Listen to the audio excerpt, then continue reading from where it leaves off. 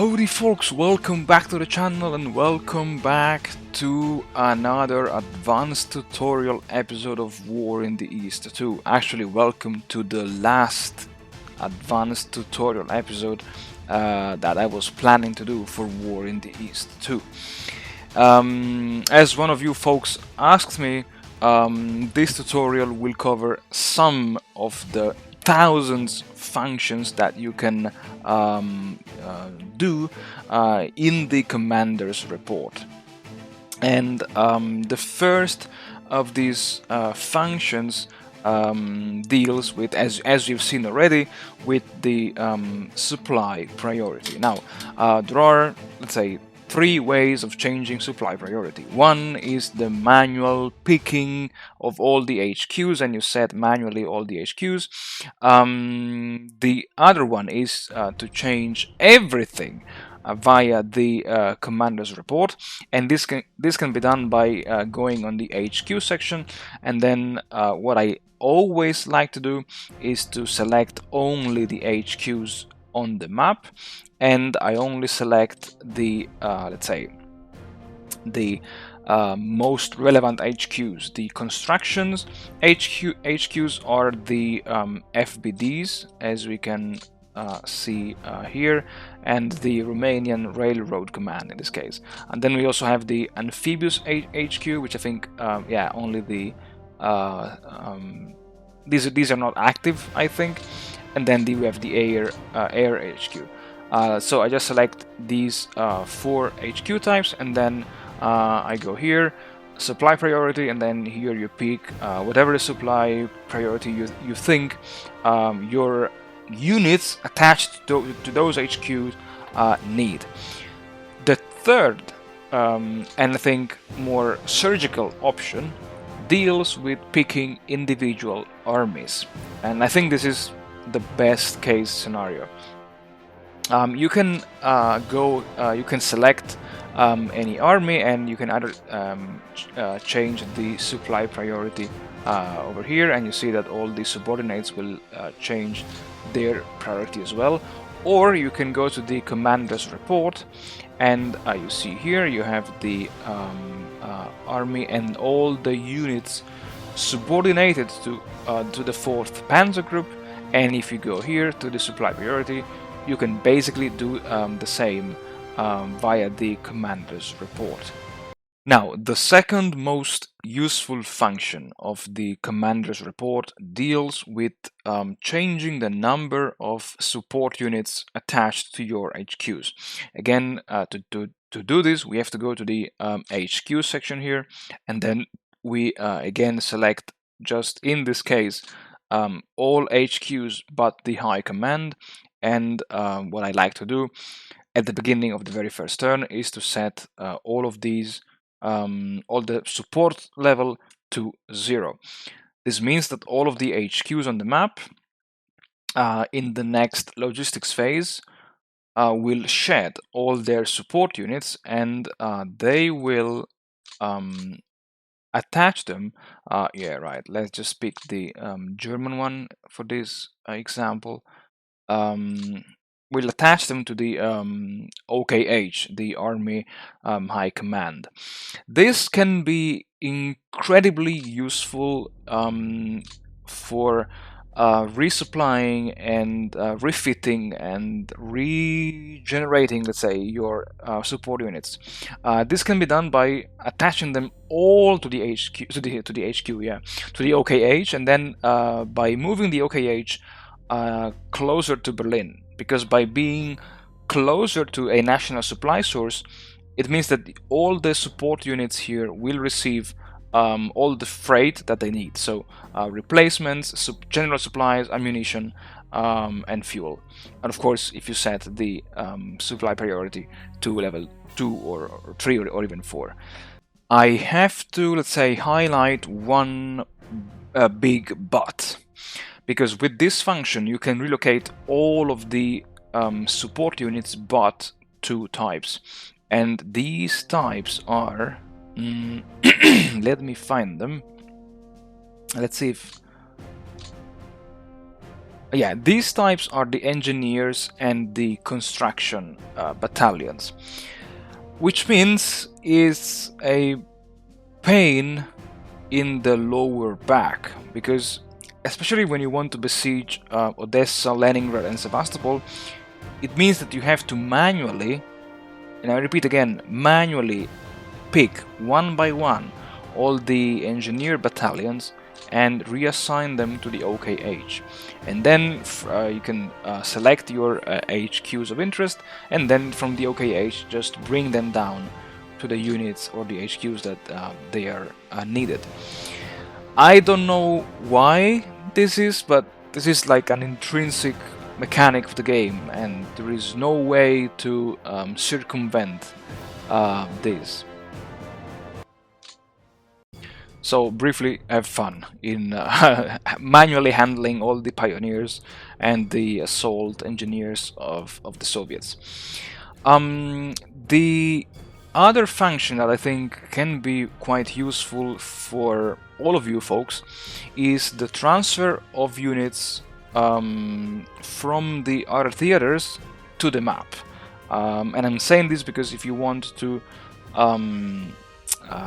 manually relocate, if you want to relocate units from the map to other theaters, remember they have to be at least 10 hexes away from the closest enemy hex, and you have to go here, transfer unit, and then you can move it in any theater box that you want. And here you see also the number of turns that you have to wait before the unit arrives in the final destination, to its target destination, sorry. While vice versa, if you want to transfer units, I don't know, from the Axis Reserve theater box, then you have to go here, you pick the filter of the theater box, you select the Axis Reserve, and alright, you don't want the units which are delayed, and yeah, you just want these, and then you go here, you select transfer, and for instance you go to the map, and here it tells you transfer all selected units to map, and you say yes or no. This can be incredibly useful. I didn't say this in the Italian tutorial, but I'm saying this now because it could be, let's say, and again, an extra interest for all of you guys. I like to use this function to transfer all of the units which have the maximum, the full TOE percentage, and the column of the percentage of TOE is listed here. So what you can do is to select type 100 to 100, and now you have all the units in the Axis Reserve which have the, let's say, full TOE, which are fully equipped and ready to be committed on the Eastern Front. And only in this case I can then transfer these units to the map. Additionally, and this can be of interest for again all of you, one important type of support units are the ones which automatically repair all the railways. And to find them, you go to the construction, and you deselect the map, and then you go to unit name.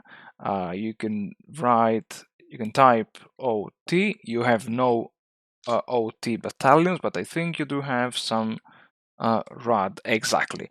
You have two RAD labor detachments in Norway, and again, you want to bring these guys on the map as soon as possible. So again, this is something that you should do on the very first turn of your grand campaign. You go here, you transfer them to the map, and of course you say yes, and they will arrive to the map, I think in 2 or 3 turns. In regard to combat units, however, I have to, let's say, mention one additional important point.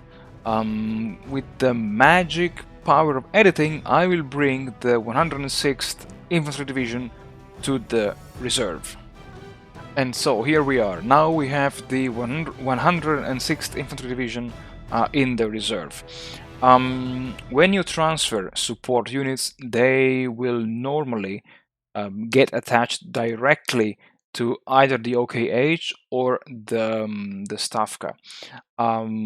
While when you transfer combat units, the combat units always arrive at the so-called reserve theater box arrival hex, which can be highlighted in yellow when you are not in the editor. This is very important. Remember, always remember to change the reserve theater box arrival hex.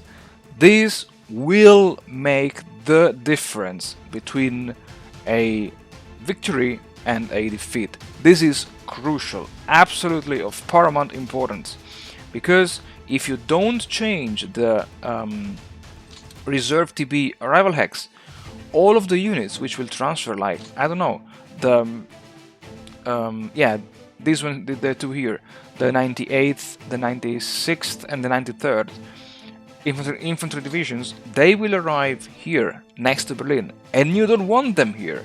You want them as close as possible to your front line.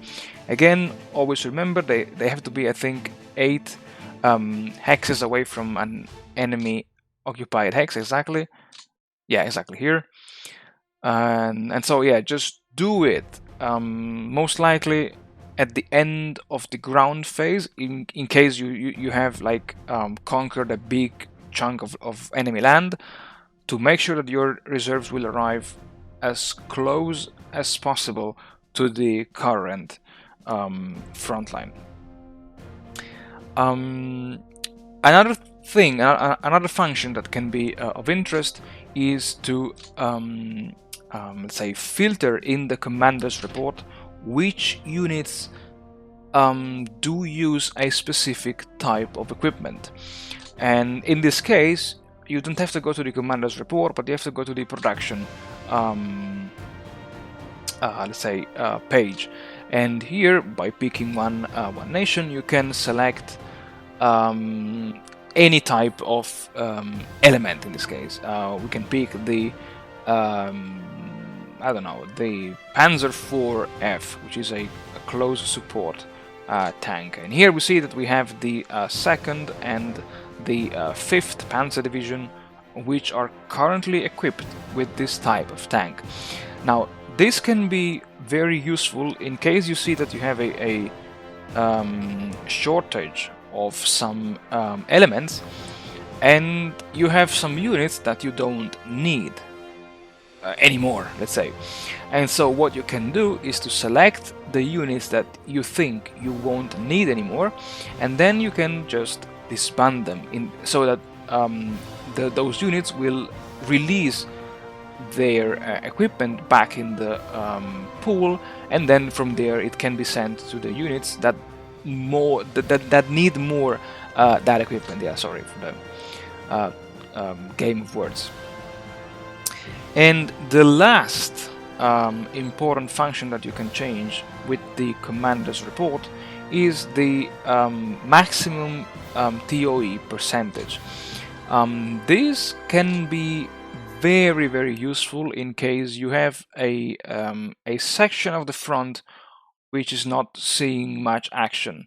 And the first example that comes to my mind is the 18th Army. You've taken Leningrad, and now you're just defending the line here. Now, if you see that the 18th Army is struggling with the logistics in keeping all the units up and running, what you can do is to go to the 18th Army HQ, you go to the Commander's Report, and here you click on the maximum TOE percentage. And assuming that you want to go with 80%, you click here, and now all the units belonging to the 18th Army in this turn will have their maximum TOE set to 80, which means that in the next logistics phase, all the units will shed part of their elements until they reach 80% of their TOE. This will make, again, those elements available to other units, as well as will reduce the logistics constraint, in this case, of the 18th Army. And yeah, I mean, there are, I would say, thousands, almost endless functions that you can use in the commander's report. I've just listed a few of them. In my opinion, the ones which can be, say, the most useful for you all folks. But really, it's up to you to experiment, play around. You can export in Excel, for instance, all your battles if you want to keep track of losses, uh, damage, which element fired, and it's enormous. It's really it speeds up a lot of, let's say, micromanagement. It reduces the micromanagement by doing these bulk changes. As my voice is leaving me again already, um, I just want to say thank you, really. Thank you so much for supporting the channel, for your comments, your likes, and everything, because it really means a lot to me. And this is the last advanced tutorial that I was planning to do. Shortly there will be the Hearts of Iron 4 challenge coming up on the channel, and then in June there will be the most weighted grand campaign, Operation Barbarossa, which will be played using a slightly modified scenario based on the historical order of battle mod that I have created on the forum. Sorry, I have created and is now available on the forum. But more of these in a few months in June. Folks, thank you very much for watching. Thank you very much for supporting the channel. I really wish you all the best wherever you are. And well, stay tuned until the next episodes.